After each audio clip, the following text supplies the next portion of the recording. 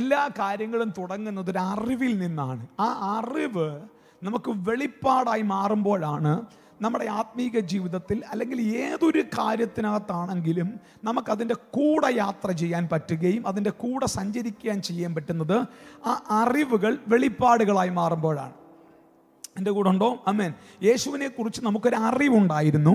ആ അറിവ് എന്നാണോ നമ്മുടെ വെളിപ്പാടായി മാറുന്നത്? ആമേൻ. യോഹന്നാൻ്റെ പൗലൂസിൻ്റെ കാര്യം നാം പഠിക്കുമ്പോൾ പൗലൂസ് ദമാസ്കസിൽ വെച്ച് ചോദിക്കുന്ന ഒരു ചോദ്യമുണ്ട്, നീ ആരാകുന്നു കർത്താവേ?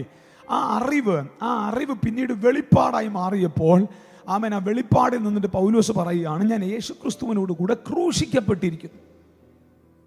ഇനി ജീവിക്കുന്നത് ഞാനല്ല, ക്രിസ്തു തന്നെ എന്നിൽ ജീവിക്കുന്നു. ആമേൻ. ക്രിസ്തുവിൻ്റെ സ്നേഹത്തിൽ നിന്നും എന്നെ പുറകോട്ട് വലിക്കുന്നത് ആരാണ്? എന്താ കാര്യം? ആ അറിവ് വെളിപ്പാടായി മാറി. സ്തോത്രം. മനസ്സിലാവുന്നുണ്ടോ? നമ്മുടെ ആത്മീക ജീവിതം തുടങ്ങുന്നത് അറിവിൽ നിന്ന്. ആരോ പറഞ്ഞ അറിവിൽ നിന്നാണ് നമ്മളിവിടെ വന്നത്. യേശു വിടുവിക്കും, യേശു സൗഖ്യമാക്കും, ആ ചർച്ചിൽ പോയാൽ ഒരു അത്ഭുതം നടക്കും, ആ പാസ്റ്റർ അടുക്കൽ പോയാൽ ഒരു വിടുതൽ നടക്കും. ഈ ഒരു അറിവിലാണ് നമ്മളെല്ലാവരും ചർച്ചിൽ വന്നത്. എന്നാൽ ആ അറിവുകൾ പതിയെ നമ്മുടെ യേശുവിനോടുള്ള യാത്രയിൽ ആ അറിവുകൾ വെളിപ്പാടുകളായി മാറും. ആ അറിവുകൾ വെളിപ്പാടുകളായി മാറുമ്പോഴാണ് നമുക്ക് അതിൻ്റെ കൂടെ നടക്കാൻ പറ്റുന്നത്. ചുരുക്കി പറഞ്ഞാൽ, ഇപ്പം സിബിയുടെ കയ്യിൽ നിന്ന് ഞാൻ ഗിത്താർ വാങ്ങിച്ചിട്ട് എനിക്കൊരു 5 മിനിറ്റൊക്കെ എന്തെങ്കിലുമൊക്കെ വായിക്കാൻ പറ്റും. താളം വന്നില്ലേലും അപതാളമെങ്കിലും 5 മിനിറ്റ് ഞാൻ ടിങ് ടിങ് ടിങ് എന്നൊക്കെ അടിക്കും. പക്ഷേ ഇതിനെ ഒരു 5 വർഷം 10 വർഷം പാഷനായിട്ട് കൊണ്ട് നടക്കണമെങ്കിൽ ഇതിനെക്കുറിച്ചുള്ള അറിവുകൾ വർദ്ധിക്കണം. അമ്മ ഞാൻ ഞെക്കിയാലും സാധനം വരൂടാ,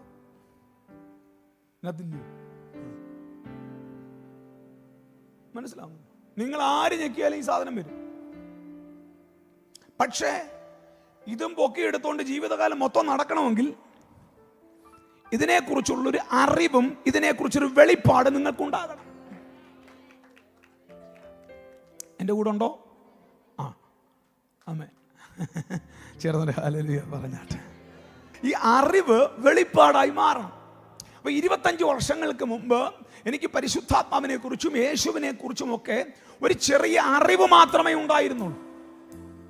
എന്നാൽ ഈ യാത്രയിൽ ആ അറിവുകൾ വെളിപ്പാടുകളായി മാറി. ആമേൻ. എന്നോട് ചില ആളുകളൊക്കെ ഈ ദിവസങ്ങളിൽ പറയും, പാസ്റ്ററെ ഞങ്ങളും ഉണർവാണ് പ്രസംഗിക്കുന്നത്. എന്നോട് ആളുകൾ പറഞ്ഞതാ, നിങ്ങൾക്ക് ഒരു ദിവസം ഉണർവ് യോഗം നടത്താൻ പറ്റും, പക്ഷേ ഒരു 15 കൊല്ലം ഉണർവിനെ കുറിച്ച് പ്രസംഗിക്കാൻ പറ്റുമോ?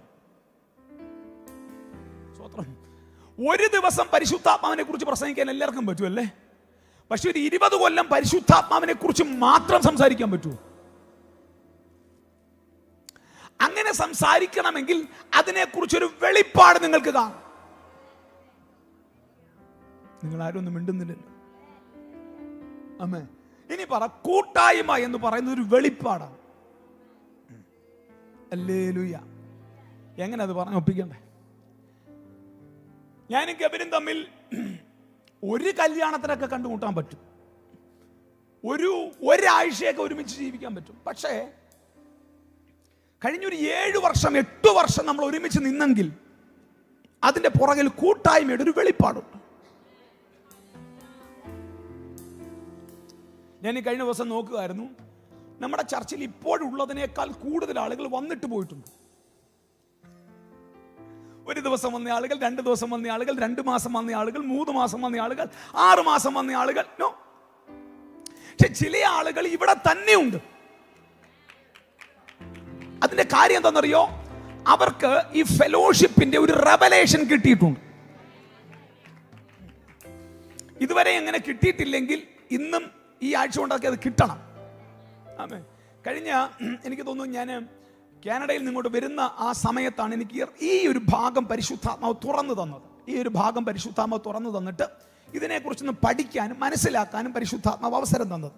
അപ്പോൾ അതുകൊണ്ട് ഞാൻ മനസ്സിലാക്കിയ ചില കാര്യങ്ങൾ നിങ്ങളോടൊന്ന് പങ്കുവെക്കുവാൻ ആഗ്രഹിക്കുകയാണ്. അപ്പോൾ അഭിഷേകം എന്ന് പറയുന്നത് ഒരു അറിവിൻ്റെ അപ്പുറത്ത് ഒരു വെളിപ്പാടായി മാറിയാൽ നീ അഭിഷേകത്തിൻ്റെ കൂടെ സഞ്ചരിക്കും. ആമേൻ. ഉദാഹരണം, ഒരു ദിവസം നമുക്കൊരു സ്തോത്ര കാഴ്ച ഇടാൻ പറ്റും. ഒരു ദിവസം ഒരു സ്പെഷ്യൽ ഓഫറിംഗ് എന്ന് പറയുമ്പോൾ ഒരു 100 രൂപ ഇടാൻ പറ്റും. പക്ഷെ എല്ലാ യോഗങ്ങളിലും നിനക്ക് കൊടുക്കാൻ പറ്റണമെങ്കിൽ ഗിവിങ്ങിന്റെ ഒരു റെവലേഷൻ നിനക്ക് കിട്ടണം. ആരും ഒന്നും മിണ്ടുന്നില്ല കേട്ടോ. ഒരു ഗിവിങ്ങിന്റെ വെളിപ്പാടുണ്ടെങ്കിൽ കൊടുക്കാൻ ആരും പറയണ്ട, കൊടുത്തുകൊണ്ടേയിരിക്കും. കാര്യം അതിന്റെ വെളിപ്പാടുണ്ട്. ആമേൻ. എനിക്ക് തോന്നുന്നു നിങ്ങളാ രാത്രി ഉറങ്ങാതെ വന്നേന്ന് തോന്നുന്നു. ഹല്ലേലൂയ. ചേർന്നൊരു ഹല്ലേലൂയ പറഞ്ഞേ. കഴിഞ്ഞ ആഴ്ച നമ്മൾ ചിന്തിച്ചത് കൂട്ടായ്മയെക്കുറിച്ചും കൂട്ടായ്മയിൽ ലഭിക്കുന്ന അനുഗ്രഹത്തെക്കുറിച്ചും ഒക്കെയാണ് നമ്മൾ കഴിഞ്ഞ ദിവസം ചിന്തിച്ചത്. ഓക്കെ, ഈ വെളിപ്പാടിനെ നമുക്ക് ഒരുമിച്ചൊന്ന് മനസ്സിലാക്കാനുള്ള ശ്രമം നടത്താം. ഇത് കൂട്ടായ്മ എന്ന് പറയുന്ന ഒരു ദൈവിക വെളിപ്പാടാണ്. ഒരു ദൈവിക വെളിപ്പാടാണ് കൂട്ടായ്മ എന്ന് പറയുന്നത്. അതുകൊണ്ടാണ് സഭയെ വളരുന്ന കെട്ടിടമായിട്ടും വളരുന്ന ശരീരവുമായിട്ടൊക്കെ ഉപമിച്ചിരിക്കുന്നത്. വചനം കേൾക്കാൻ റെഡിയാണോ? പറഞ്ഞ വളരുന്ന കെട്ടിടം, വളരുന്ന ശരീരം എന്നൊക്കെ പറഞ്ഞ് സഭയെ ഉപമിച്ചിരിക്കുന്നത് ഇതൊരു വെളിപ്പാടായതുകൊണ്ടാണ്. ഇത് തുടങ്ങിയത് കർത്താവ് തന്നെ, ദൈവം തന്നെയാണ് അത് തുടങ്ങിയത്. ഈ ഉൽപ്പത്തി പുസ്തകം 2-ാം അധ്യായത്തിൽ ദൈവം പറഞ്ഞിരിക്കുന്നൊരു വാക്യമുണ്ട്. ആദമിനെ മാത്രമാക്കി വെച്ചവർ ഇൻഡിപെൻഡൻ്റ് ഒറ്റയ്ക്ക് നിൽക്കുക. എന്നിട്ട് പറയുകയാണ്, മനുഷ്യൻ ഏകനായിരിക്കുന്നത് നന്നല്ല. It is not good. ഒറ്റയ്ക്ക് ഒരാൾ നിൽക്കുന്നത്, നിങ്ങളാരും മിണ്ടുന്നില്ലല്ലോ. അടുത്തിരുന്നുള്ള തട്ടിട്ട് പറ, ഒറ്റയ്ക്ക് നിൽക്കുന്നത് കർത്താവിന് ഇഷ്ടമല്ല. കല്യാണത്തിന്റെ കാര്യമല്ല പറഞ്ഞ്, സ്തോത്രം. അവൻ പെട്ടെന്ന് ഹല്ലേലൂയ പറഞ്ഞു അവിടെ ഇരുന്ന്. ആമേൻ. ഒറ്റയ്ക്ക് നിൽക്കുന്ന കാര്യം കർത്താവിന് ഇഷ്ടമല്ല. ഇൻഡിപെൻഡൻ്റ് ആയി നിൽക്കുന്ന കർത്താവിന് ഇഷ്ടമല്ല. കർത്താവിന് നമ്മളെ ഡിപ്പെൻഡൻ്റ് ആക്കി നിർത്തണമെന്നാണ് ആഗ്രഹം. It is not good.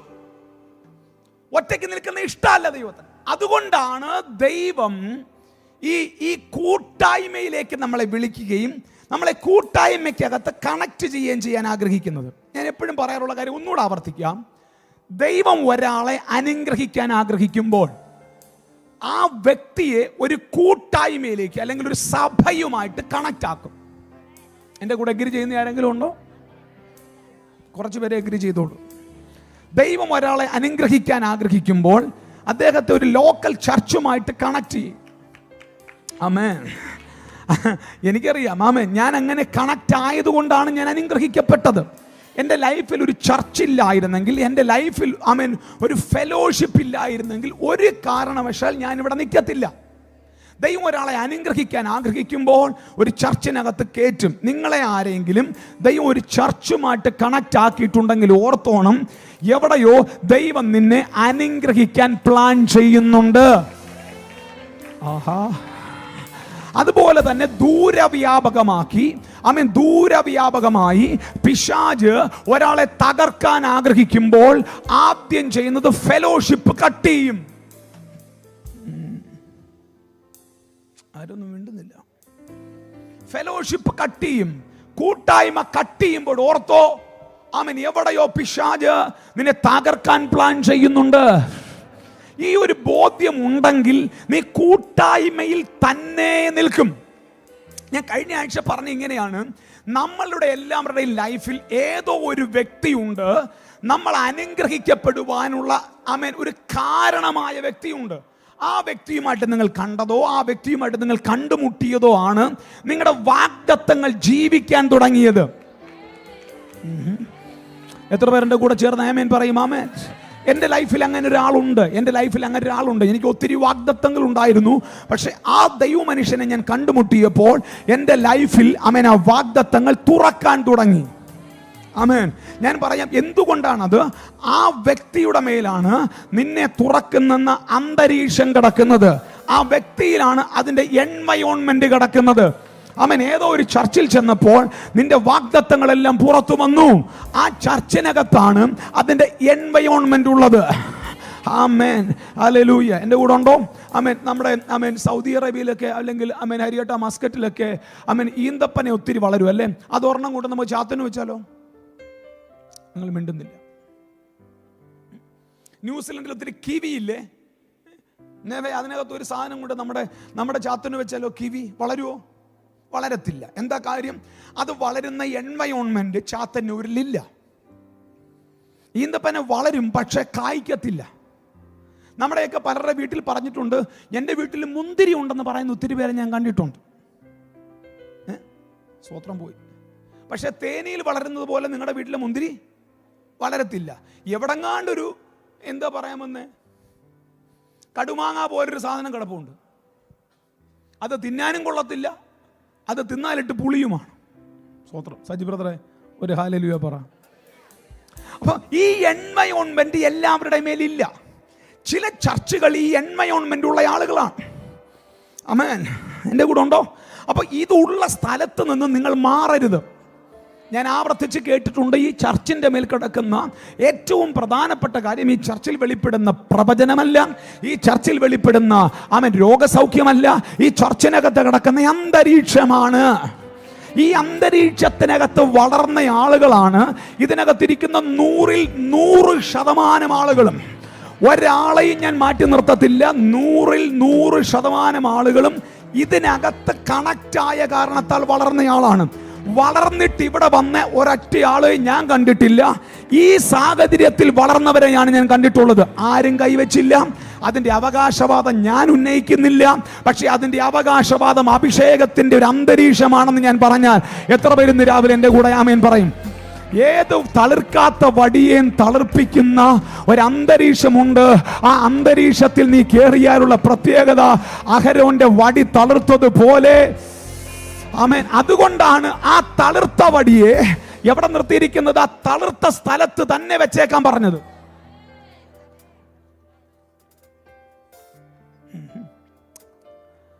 Hallelujah. എൻ്റെ കൂടെ ഉണ്ടോ? നിങ്ങൾ ആരൊന്നും മിണ്ടുന്നില്ലല്ലോ. തളർത്ത വടി എവിടെ വെക്കണം? ആ വടി തളർത്ത ഒരു സ്ഥലമുണ്ട്, അവിടെ തന്നെ വെച്ചേക്കണം. ദൈവവൈതലേ, നിന്നെ ദൈവം അനുഗ്രഹിച്ചൊരു സ്ഥലമുണ്ട്. ആമേൻ. ദൈവം നിന്നെ വളർത്തിയ ഒരു സ്ഥലമുണ്ട്. അവിടെ നിൽക്കുന്നതാണ് നിന്റെ ജീവിതത്തിന്റെ ഏറ്റവും വലിയ അനുഗ്രഹം എന്ന് പറയുന്നത്. പിശാച് എവിടെയോ എന്തോ ഒരു കാര്യം പ്ലാൻ ചെയ്യുമ്പോൾ ആദ്യം കട്ട് ചെയ്യുന്നത് ആ സാഹചര്യത്തിൽ നിന്നെ കട്ട് ചെയ്ത് മാറ്റും. ആമേൻ. ആമേൻ. സ്തോത്രം. ഇവിടെ ഇരിക്കുന്ന എല്ലാവരും എനിക്കറിയാം. ഞാൻ ഉൾപ്പെടെയുള്ള കാര്യം, ഞാൻ ഉൾപ്പെടെ ഇവിടെ ഈ അന്തരീക്ഷത്തിൽ വളർന്നയാളാണ്. ഞാൻ 7 വർഷം മുമ്പുള്ള അവസ്ഥയിലല്ല ഇപ്പോൾ ഞാൻ നിൽക്കുന്നത്. ഇൻ ക്രൈസ്റ്റിനകത്ത് തുടങ്ങിയൊരു അന്തരീക്ഷത്തിൽ ഞാൻ വളർന്നു, എൻ്റെ കുടുംബം വളർന്നു, എൻ്റെ വെളിപ്പാടുകൾ വളർന്നു. ആമേൻ. അതുകൊണ്ട് തന്നെ ഞാൻ ഇതിനകത്ത് തന്നെ നിൽക്കാൻ താല്പര്യപ്പെടുകയാണ്. ഹല്ലേലൂയ. ആരെങ്കിലും ഉണ്ടോ? എത്ര പേർ പറയും ഞാൻ ഈ അന്തരീക്ഷത്തിലാണ് വളർന്നെന്ന് പറയുന്നവരുടെ മാത്രം ആമേൻ ശബ്ദം ഒന്ന് ഉയർത്തിയിട്ട് ഹല്ലേലൂയ പറഞ്ഞാട്ട്. ഹല്ലേലൂയ. ഹല്ലേലൂയ. പിശാചിൻ്റെ ഏറ്റവും വലിയ പദ്ധതി ഒറ്റയ്ക്കാക്കി തകർക്കുക എന്നുള്ളതാണ്. ഈ ഒറ്റയ്ക്കാക്കി തകർക്കുക എന്നുള്ള പിശാചിൻ്റെ പദ്ധതികൾ മനസ്സിലാകുമ്പോഴാണ് നമ്മൾ മനഃപൂർവ്വമായി ഒറ്റപ്പെടാൻ നമ്മൾ അനുവദിക്കത്തില്ല. എൻ്റെ അടുക്കൽ വന്ന തോറ്റുപോയ ആളുകൾ, അല്ലെങ്കിൽ പരാജയപ്പെട്ട ആളുകൾ, അല്ലെങ്കിൽ ഇപ്പോൾ പല സാഹചര്യത്തിൽ കൂടെ കയറിപ്പോകുന്ന ആളുകളെല്ലാം പറയുന്നൊരു കാര്യം, ഞങ്ങൾക്ക് ആരുമില്ല. ഞങ്ങൾക്ക് അങ്ങനെ പറഞ്ഞ് കയറിയവരാ ഇതിനകത്തുള്ള പല ആൾക്കാരും. ഞങ്ങൾ ഒറ്റപ്പെട്ടവരാ. ഒറ്റ കാര്യമേ ഉള്ളൂ, നീ ഒറ്റപ്പെട്ടെങ്കിൽ ഓർത്തോ, പിശാചിന് നിന്നെ പ്രത്യേക നോട്ടമുണ്ടായിരുന്നു. അതുകൊണ്ടാണ് നിന്നെ ഒറ്റപ്പെടുത്തിയത്. അതുകൊണ്ട് നീ എന്ത് ചെയ്യണം? ഒറ്റപ്പെട്ടവർ നിൽക്കുകയല്ല, നിന്നെ വളർത്തുന്ന സാഹചര്യങ്ങളിലേക്ക് നീ മനഃപൂർവ്വം കയറി നിൽക്കണം. ഞാൻ വിശ്വസിക്കുന്നു ഏപ്രിൽ മാസത്തിൽ ആരുടെയോ ജീവിതത്തിൽ ഒരു വലിയ തളിർപ്പ് നടക്കാൻ പോകുന്നു. നിന്നെ വളർത്തുന്ന അന്തരീക്ഷങ്ങൾ ഇനിയും വെളിപ്പെടാൻ പോകുന്നു. വിശ്വസിക്കുന്നവരുണ്ടെങ്കിൽ ചേർന്നൊരു ഹല്ലേലൂയ പറഞ്ഞാട്ടെ. ഹല്ലേലൂയ. ആമേൻ. ആമേൻ. എന്താ പലപ്പോഴും സംഭവിക്കുന്ന അറിയോ? ഈ ഒറ്റപ്പെടൽ അല്ലെങ്കിൽ ലോൺലിനെസ്, അത് പിശാചിന്റെ ഒരു തന്ത്രമാണ്. ചിലപ്പോൾ നമ്മളൊരു വലിയ ആൾക്കൂട്ടത്തിന്റെ നടുവിൽ നിന്നാലും നമ്മൾ ഒറ്റപ്പെട്ടവനെ പോലെ തോന്നും. ഞാൻ കണ്ടിട്ടുണ്ട്, ഇത്രയും വലിയ കൂട്ടത്തിൽ നിന്നിട്ടും ഒറ്റപ്പെട്ട് നിൽക്കുന്നവരെ ഞാൻ കണ്ടിട്ടുണ്ട്. സ്തോത്രം. എന്തു പറ്റി എല്ലാവർക്കും? എന്തോ സാഹചര്യത്താൽ അവർക്ക് പലരുമായിട്ട് മിങ്കിൾ ചെയ്യാൻ പറ്റുന്നില്ല.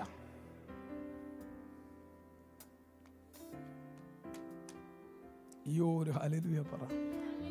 എന്തോ ഒരു സാഹചര്യത്താൽ അവർക്ക് പലരോടും കൈ കൊടുക്കാൻ പറ്റുന്നില്ല. എന്തോ ഒരു സാഹചര്യത്താൽ ഇൻ ക്രൈസ്റ്റ് ഫാമിലിക്കകത്ത് വന്നിട്ടും അവർക്ക് അങ്ങോട്ട് ആ ഒറ്റപ്പെടൽ മാറുന്നില്ല. ഇത് മാറ്റേണ്ടത് നിന്റെ മാത്രം ഉത്തരവാദിത്തമാണ്. ആമേൻ. നിന്നെ ആരും ഇവിടെ ഞാൻ ആരെടുത്തും പറഞ്ഞിട്ടില്ല ജോർജാനെ ഒറ്റപ്പെടുത്തണം, ഞാനിവിടെ ആരെടുത്തും പറഞ്ഞിട്ടില്ല ഈ ആമേൻ അബീഗേലിനെ ഒറ്റപ്പെടുത്തണം, ഞാൻ ആരെടുത്തും പറഞ്ഞിട്ടില്ല ആ ആൾക്കൊരു ആളോട് മിണ്ടല്ലെന്ന് ഞാൻ ആരെടുത്തും പറഞ്ഞിട്ടില്ല. ഇത് ഒരു കുടുംബമാണ്, ഇതൊരു ശരീരമാണ്, ഇതൊരു സഭയാണ്. നിന്നോട് ആരും മിണ്ടുന്നില്ലെങ്കിൽ അതിൻ്റെ കാരണക്കാരൻ നീയാണ്. നീ ഒറ്റപ്പെട്ടു പോയെങ്കിൽ അതിൻ്റെ കാരണക്കാരൻ നീയാണ്. നിനക്കെതിരെ പിശാചിന്റെ തന്ത്രങ്ങൾ മെനയുന്നു. ഇന്ന് പകൽ മനഃപൂർവ്വമായി കൂട്ടായ്മ വെളിപ്പാടിൽ കയറാൻ പരിശുദ്ധാത്മാവ് കുടുംബങ്ങളോട് ആരെങ്കിലും ഉണ്ടെങ്കിൽ ഇന്ന് രാവിലെ ഹല്ലേലൂയ മനഃപൂർവ്വമായി കൂട്ടായ്മയുടെ വെളിപ്പാടിൽ കയറാൻ ആമേൻ കുടുംബങ്ങളോട് പരിശുദ്ധാത്മാവ് സംസാരിക്കുന്നു. ആമേൻ ചില തന്ത്രങ്ങളെ പൊട്ടിക്കുവാൻ ഈ പകൽ പരിശുദ്ധാത്മാവ് നിങ്ങളെ സഹായിക്കട്ടെ. ആമേൻ ആമേൻ. അങ്ങനെ ആരും ഒറ്റപ്പെട്ട് പോകാതിരിക്കാൻ വേണ്ടിയാണ് ഞാൻ ഈ കാര്യം പഠിപ്പിക്കാൻ തീരുമാനിക്കുന്നത്. ഹല്ലേലൂയ. എനിക്ക് എൻ്റെ ജീവിതത്തിൽ ഏറ്റവും പ്രധാനപ്പെട്ടത് എൻ്റെ ബന്ധങ്ങളാണ്. എൻ്റെ ബന്ധങ്ങളെ ഞാൻ ഭയങ്കരമായിട്ട് മാനിക്കുന്ന ആളാണ്. എനിക്ക് ദൈവം തന്ന ബന്ധമാണ് ആമേൻ കെവിൻ എന്ന് പറയുന്നത്. എനിക്ക് ദൈവം തന്ന ബന്ധമാണ് ടോണി എന്ന് പറയുന്നത്. എനിക്ക് ദൈവം തന്ന ബന്ധമാണ് ബിനോയ്. എനിക്ക് ദൈവം തന്ന ബന്ധമാണ് സിബി. എനിക്ക് ദൈവം തന്ന ബന്ധമാണ് രാജൻ പോൾ. എനിക്ക് ദൈവം തന്ന ബന്ധമാണ് അനോയ്. ഇവിടെ ഇരിക്കുന്ന ഓരോ സഹോദരിമാരെയും എനിക്ക് ദൈവം തന്ന ബന്ധമാണ്. നിങ്ങളാരും എൻ്റെ രക്തബന്ധമല്ല, നിങ്ങളാരും എൻ്റെ വീട്ടിൽ ജനിച്ചവരല്ല. ആമേൻ. ദൈവം നിങ്ങളെ എനിക്ക് തന്നതാണ്. എന്തിനെന്നറിയാമോ? ആ ബന്ധത്തിൽ കൂടെ നിങ്ങളും ഫലം കായ്ക്കും, ഞാനും ഫലം കായ്ക്കും. ആ ബന്ധത്തിനകത്ത് പിതാവിന് ഇഷ്ടമുള്ളതുപോലെ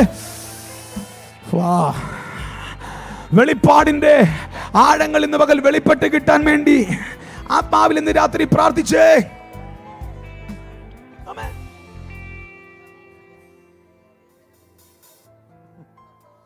നമ്മൾ എന്താ ബന്ധം?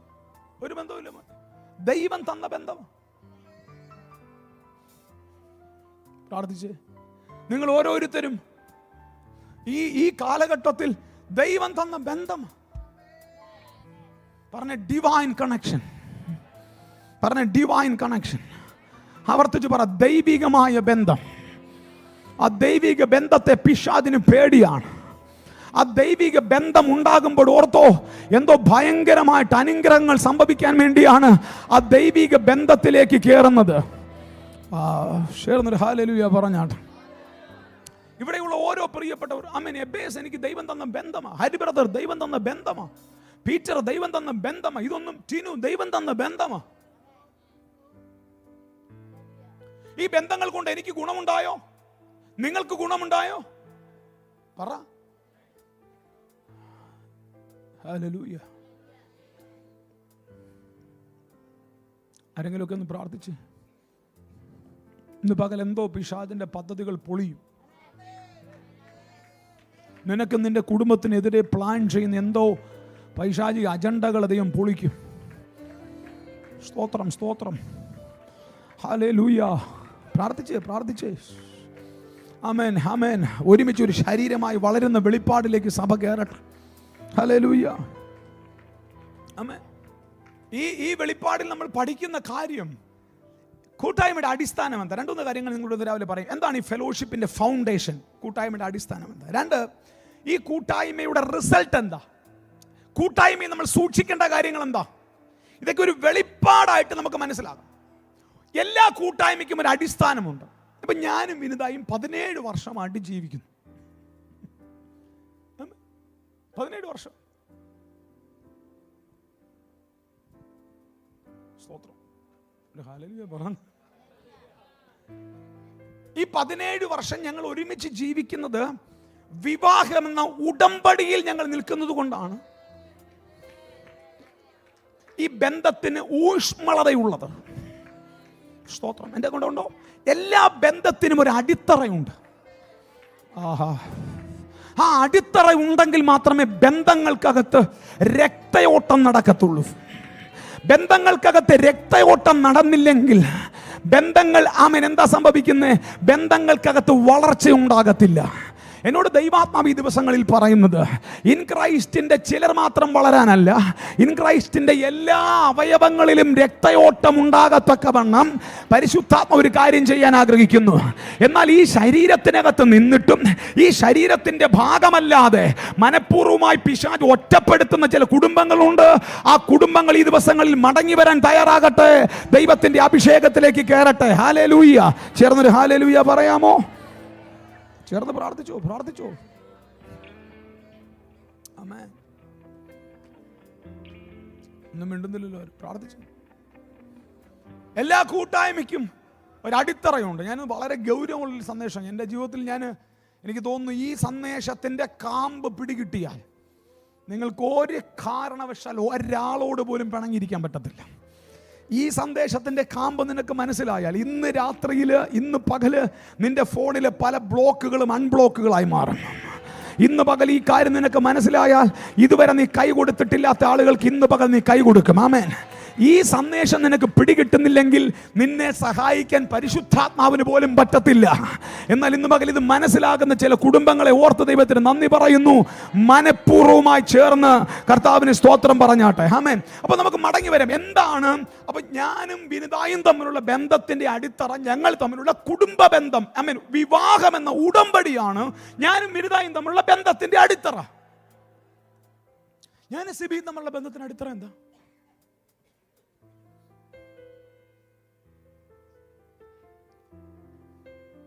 നിങ്ങൾ എന്തിനാ അവിടെ വന്ന്? നിങ്ങളാരൊന്നും മിണ്ടുന്നില്ല. ഞാനും പരമ്പൂരിലെ വിജയകുമാരി അമ്മയും തമ്മിലുള്ള ബന്ധത്തിന്റെ അടിത്തറ എന്താ? അമ്മയെന്ന് വിളിക്കുന്ന ഞാനും എന്നെ മോനെന്ന് കെട്ടിപ്പിടിക്കുന്ന ആമേൻ അമ്മച്ചിയാണ്, അല്ലേ കോമളാൻറ്റി? നിങ്ങളാരൊന്നും മിണ്ടുന്നില്ല.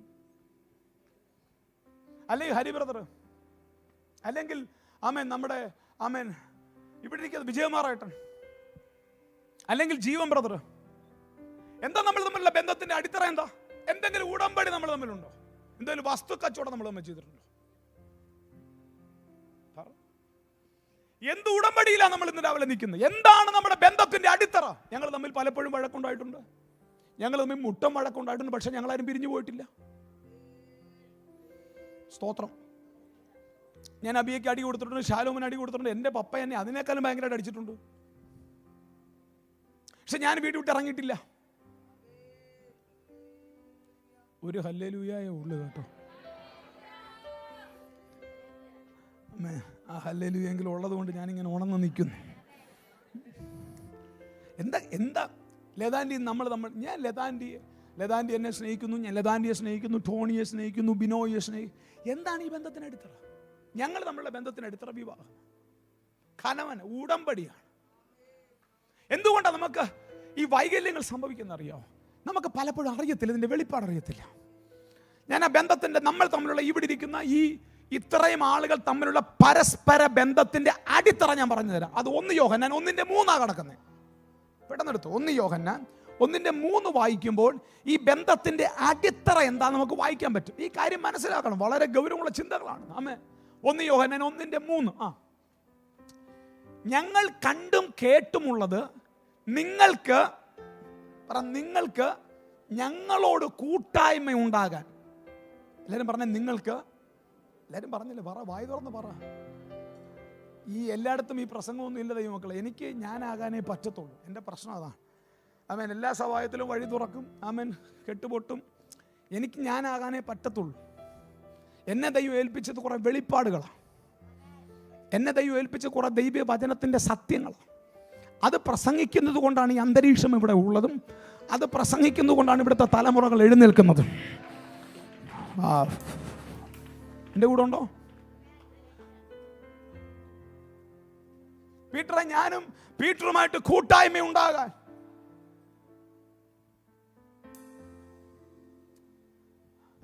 രാജേഷ് ബ്രദറെ, ഞാനും രാജേഷ് ബ്രദറുമായിട്ട് കൂട്ടായ്മ ഉണ്ടാകാൻ. ഇത് നിങ്ങൾക്ക് എഴുതിയിരിക്കുന്നു. ഞങ്ങൾക്ക് നിങ്ങളോട് കൂട്ടായ്മ ഉണ്ടാകേണ്ടതിന് നിങ്ങൾ അറിയിക്കുന്നു. ആ കൂട്ടായ്മയുടെ അടിത്തറ, ഞങ്ങളുടെ കൂട്ടായ്മ പിതാവായ ദൈവത്തോടും പുത്രനായ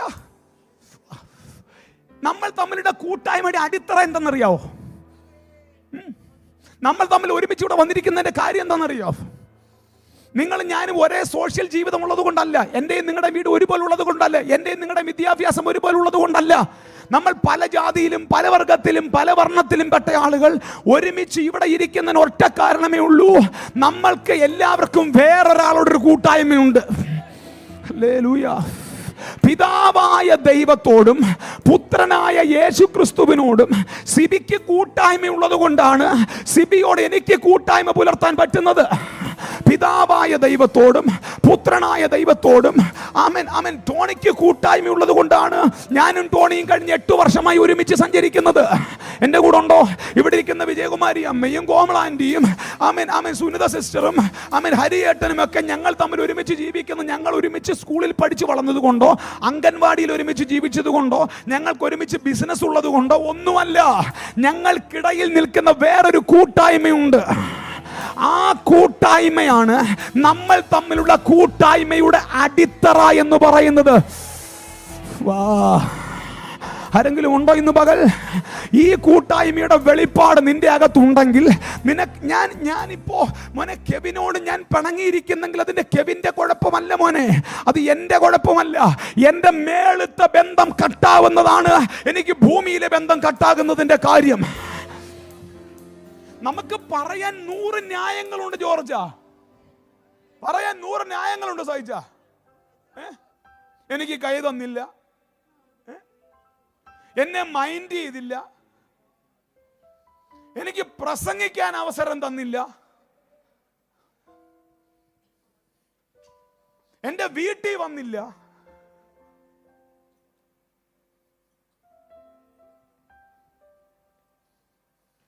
എന്താ പറ്റിയ എല്ലാവർക്കും? ആരെങ്കിലും ഒക്കെ പറ. ബാസി ചേട്ടാ, ഞാനും ബാസി ചേട്ടനുള്ള ബന്ധത്തിന്റെ അടിത്തറ എന്താ? യേശുവാണ്. ബാസിച്ചേട്ടന് യേശുവിനോടുള്ള ബന്ധവും എനിക്ക് യേശുവിനോടുള്ള ബന്ധവുമാണ് നമുക്ക് ഒരുമിച്ച് യാത്ര ചെയ്യാൻ സഹായിക്കുന്നത്. ആർക്കെങ്കിലും മനസ്സിലാകുന്നുണ്ടോ? ഇന്ന് പകൽ ഈ ബന്ധം കാരണമാണ് യാതൊരു രക്തബന്ധവും ഇല്ലാത്ത ഇത്രയും പേർ ഇവിടെ ഒരുമിച്ചിരിക്കുന്നതിന്റെ കാര്യം. ഹല്ലേലൂയ. ഈ വെളിപ്പാട് നിന്റെ അകത്ത് ഇന്ന് പകൽ കത്തിയാൽ ഈ ബന്ധത്തിലേക്ക് 10,000 ആളുകളെ നിനക്ക് വിളിച്ചു കയറ്റാൻ പറ്റും. എന്നാൽ അതിന്റെ സ്ട്രാറ്റജി മനസ്സിലാക്കി പിശാചി ബന്ധങ്ങളെ നശിപ്പിക്കാൻ ശ്രമിക്കുകയാണ്. ഇന്ന് പകൽ സഭ വെട്ടണം. ദൈവസഭയുടെ ഐക്യതയ്ക്കെതിരെ ചലിക്കുന്ന ഇസബേല്യ മണ്ഡലങ്ങളെ യേശുവിന്റെ നാമത്തിൽ വെട്ടാൻ ഇന്ന് പകൽ ദൈവസഭ തയ്യാറാകണം. എല്ലാവരും പ്രാർത്ഥിക്കണം ഇന്ന് പകൽ. ഹല്ലേലൂയ. കല്ലുവാതൊക്കെ കടന്ന സുനിത സിസ്റ്റർ അല്ലെങ്കിൽ ഒരു ബന്ധം ടോണി നമ്മൾ തമ്മിൽ എന്നാടാ ബന്ധം ഉണ്ടായ മോനെ? ആ ബന്ധത്തിന് അടിത്തറ എന്താണ്? നിങ്ങൾ ആരെങ്കിലും ഹല്ലേലൂയ പറയുന്നു? കുളത്തൂപ്പുഴ മോനെ നീ എന്തിനാണ് അവിടെ വന്നേ? നമ്മൾ തമ്മിൽ വേറെ എന്തെങ്കിലും പങ്ക് കച്ചവടം ഉണ്ടോടാ? എന്തിനാ പീറ്റർ എല്ലാ ആഴ്ച ഇവിടെ വരുന്നേ?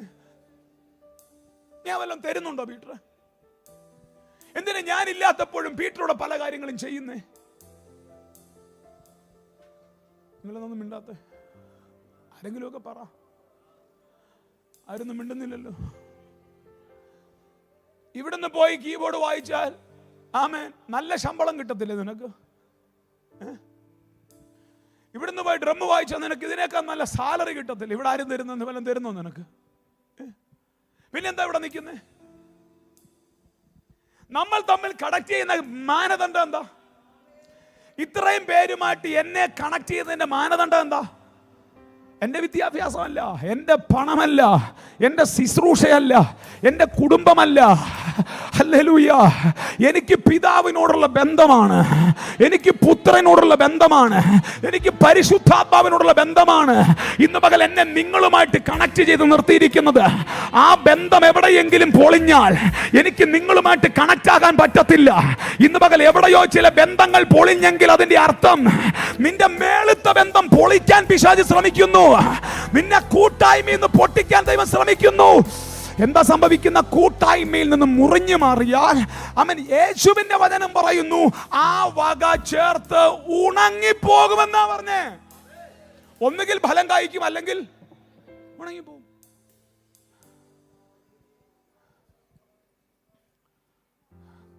മനസ്സിലാവുന്നുണ്ടോ മോനെ? ബോസെ വന്നേടാ, പറയട്ടെ, കാര്യം പറയട്ടെ. മോനെ, എനിക്കറിയാം നിങ്ങളുടെയൊക്കെ വളർച്ചയുടെ ആ രീതി ഞാൻ കാണുകയും സന്തോഷിക്കുകയും ചെയ്യുന്ന ആളാണ്.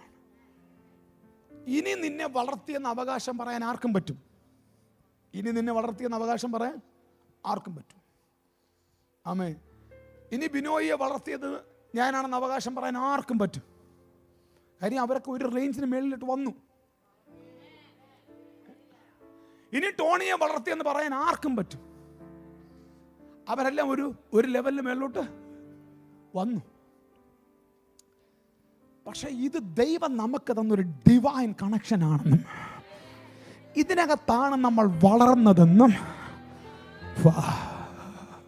എന്ന് നമുക്ക് മനസ്സിലാകുന്നു. അന്ന് നമ്മൾ തമ്മിലുള്ള ബന്ധത്തിൻ്റെ ഊഷ്മളത കൂടും. ഞാനൊരിക്കലും പറയത്തില്ല ഞാൻ ബോസനെ വളർത്തിയെന്നല്ല പറഞ്ഞത്, ബോബസ് എന്നെ വളർത്തി. ഹല്ലേലൂയ. ഞാൻ ഒരിക്കലും പറയത്തില്ല ഞാൻ കെവിനെ വളർത്തിയെന്ന് പറയത്തില്ല, കെവിൻ എന്നെ വളർത്തി.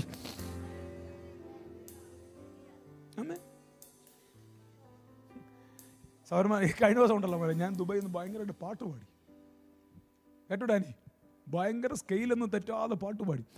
അപ്പോൾ അവിടുത്തെ ആളുകൾ പറയുക, അച്ഛനിപ്പോൾ അച്ഛൻ്റെ പിള്ളേരുടെ കൂടെ നിന്ന് അച്ഛനും പാട്ട് പാടാൻ പഠിച്ചു.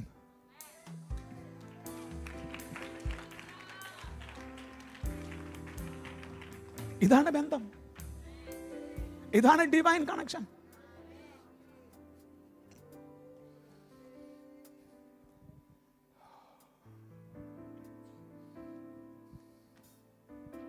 കണ്ണം നടച്ച് എന്തോ കർത്താവിന് അത് ചെയ്യും കഴിയും.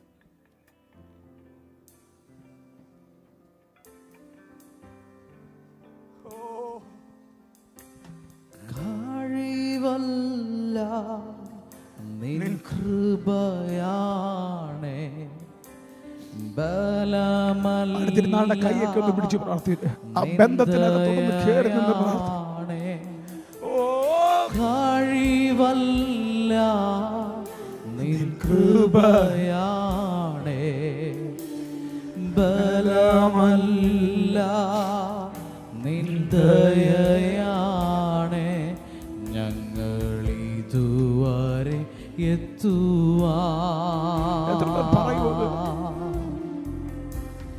നീ മാത്രം എന്നേശുവേ, ഞങ്ങളിതുവരെ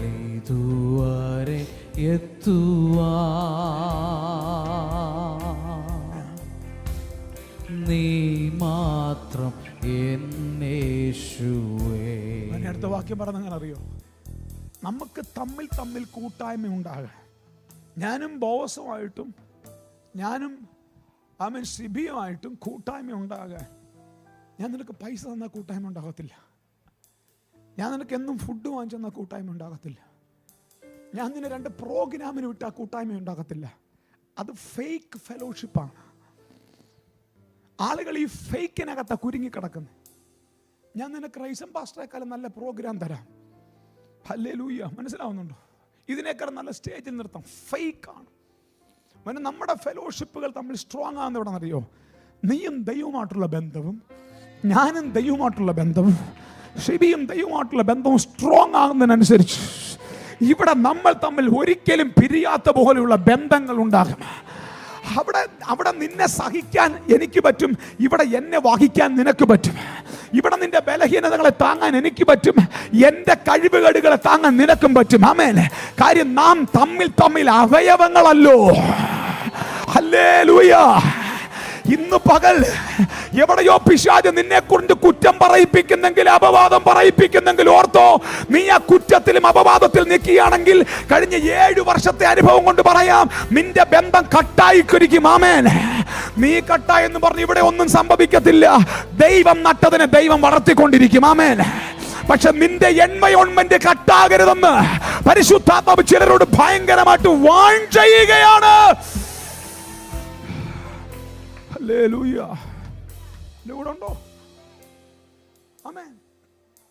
മോനെ, നീ അബ്രഹാമാണെന്നിരിക്കട്ടടാ, ഞാൻ ലോത്ത്. അങ്ങനെ അങ്ങ് വെക്ക്. മോനെ, വിളി അബ്രഹാമിന്. അബ്രഹാമിന്റെ കൂടെ നടക്കുന്ന കാരണത്താലാണ് ലോത്തിന് അനുഗ്രഹം. പക്ഷെ കുറച്ച് കഴിയുമ്പോൾ ലോത്തിന് ഒരു ചിന്ത വരും, നമുക്കൊന്ന് പിരിയാം. ആരോടും പിണങ്ങി. ഞാൻ എൻ്റെ മുമ്പിൽ ആരുമില്ല, എൻ്റെ മുമ്പിൽ ആരുമില്ല. പക്ഷേ എൻ്റെ മുമ്പിൽ ഇന്ന് പകൽ ഒരു ദൈവിക വെളിപ്പാടുണ്ട്. എൻ്റെ മുമ്പിൽ ഇന്ന് പകൽ ഒരു ദൈവിക വെളിപ്പാടുണ്ട്. ഞാൻ നോക്കി നീരോട്ടമുള്ള സ്ഥലങ്ങൾ ചേർത്തെടുത്തു. എന്നോട് പരിശുദ്ധാത്മാവ് കഴിഞ്ഞ രാത്രി കേട്ടൊരു ശബ്ദം, നിയോഗത്തെക്കാൾ വലുതല്ല നീരോട്ടം. ആരാ ദൂത് മനസ്സിലാക്കുന്ന എനിക്കറിയത്തില്ല. നിയോഗത്തെക്കാൾ വലുതല്ല നീരോട്ടം. ലോത്തെ, നിന്റെ നീരോട്ടം എന്ന് പറയുന്നത് അബ്രഹാമിന്റെ നിയോഗമാണ്. നിന്റെ നീരോട്ടം, ഹല്ലേലൂയ, അബ്രഹാമിന്റെ നിയോഗത്തിന്റെ കൂടെ നടക്കുന്നതാണ് നിന്റെ നീരോട്ടം എന്ന് വെളിപ്പാടുണ്ടാകുമോ അന്ന് നിന്റെ മേൽ അനുഗ്രഹത്തിന്റെ അടുത്ത കലവറ തുറക്കും. അതല്ല, നിയോഗത്തിന്റെ പുറത്ത് നീ നീരോട്ടങ്ങൾ തേടിയാൽ ആ നീരോട്ടമുള്ള സ്ഥലത്ത് തീ വീഴും. ആമേൻ. ഇത് ഞാൻ പറഞ്ഞതല്ല, വചനം പറയുന്നതാണ്. യോഹന്നാന്റെ സുവിശേഷം പറയുന്നു, ആ വക വെട്ടി തീയിടും.